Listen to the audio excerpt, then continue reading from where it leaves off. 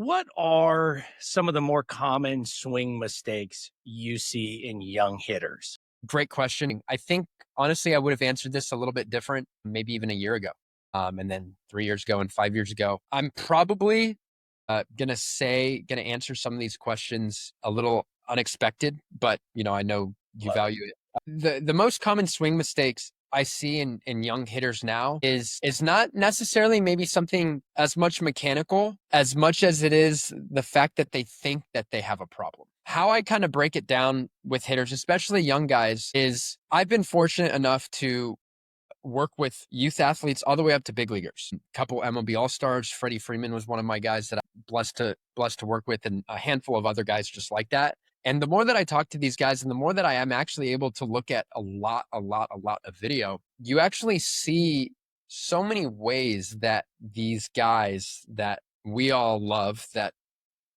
youth guys all love, there's so many different ways to swing a baseball bat. And it's just opened my eyes to, instead of youth hitters thinking that they need to look a certain way or they have a common issue, I think maybe the common denominator there is there's, of course, like a strength and speed aspect, of course, that they need to get better at. But I think the mistake isn't necessarily mechanically. It's that they think that they have a mistake and they're not, quote unquote, chasing what they should be chasing. Of course, like, we can fix mechanics. We will fix your mechanics. Those need to get better.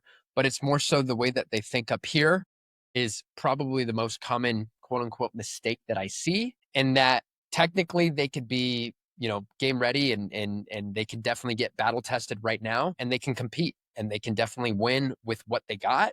But I see hitters not chasing after asking themselves the right questions after at bats. Was I on time? Was I not on time? Was I swinging at good pitches to hit? And did I find, was I finding barrel? So walking hitters through more of the way that big leaguers would walk themselves through at bats.